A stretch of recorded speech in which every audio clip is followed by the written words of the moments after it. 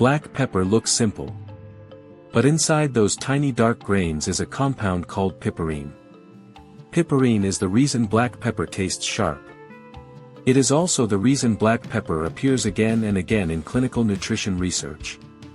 Today we will separate tradition from evidence. What black pepper truly does in the human body. How much actually works. What forms matter. What is overstated. And who should be cautious. Stay with me till the end. Because dosage and form make all the difference. First, what does human clinical research support most strongly? The strongest and most reproducible human evidence for black pepper relates to three areas. Number 1. Improved nutrient and drug absorption. This is where black pepper is strongest. Piperine inhibits certain intestinal enzymes and transporters.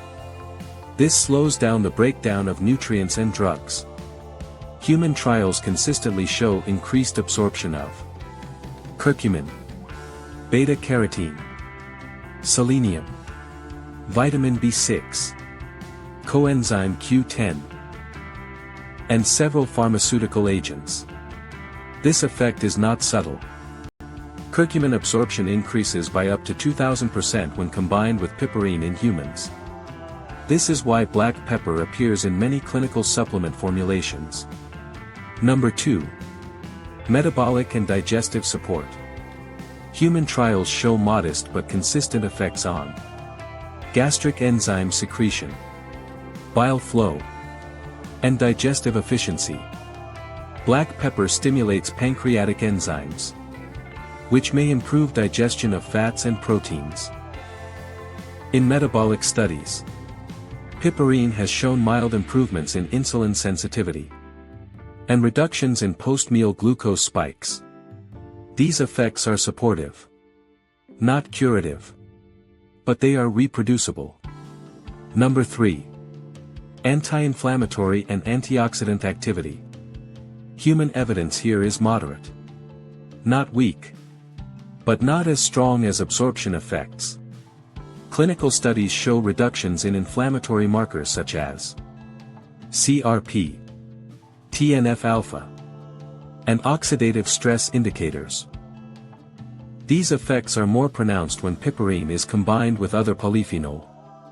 On its own, black pepper is not a powerful anti-inflammatory drug, but it plays a supportive role. Now let us talk dosage. Because most confusion lives here. Based on human trials and meta-analyses, effective piperine doses fall between 5 to 20 milligrams of piperine per day. This usually corresponds to 500 to 1,500 milligrams of standardized black pepper extract.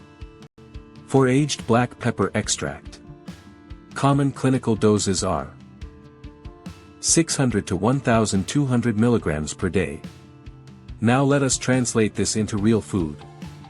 1 teaspoon of ground black pepper weighs about 2,300 milligrams. But piperine content varies widely, typically between 4 and 9%. So 1 teaspoon may contain 90 to 200 milligrams of piperine. That is far more than clinical doses. Which means food use should be moderate. Supplement use should be precise. Now let us compare forms. This matters more than most people realize. Raw crushed black pepper. High aroma. Moderate piperine. Unstable volatile oils. Best for short-term use. Good digestive stimulation. But rapid compound loss if stored poorly. Aged black pepper extract age. Highest stability. Standardized piperine. Reduced irritation. Clinically preferred. Best for supplements. Minimal flavor. Highest consistency. Black pepper powder. Most common. Moderate piperine. Loss of volatile oils over time. Potency drops with light heat and oxygen. Good culinary balance. But inconsistent dosing. Cooked black pepper. Some volatile compounds lost. Piperine remains relatively stable up to moderate heat. Absorption effects remain. Flavor softens. Still effective when used gently. In summary, cooking reduces aroma. Not piperine. Aging improves stability. Grinding increases loss over time. Now let us address popular claims that do not hold up well. Black pepper does not detox heavy metals on its own. Burn fat directly.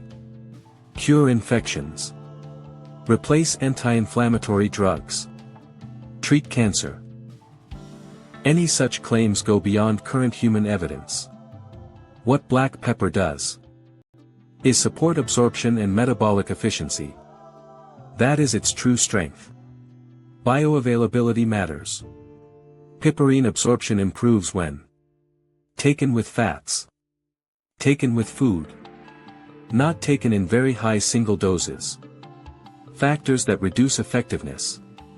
Old powder. Exposure to light and heat. Empty stomach in sensitive individuals. Synergistic combinations.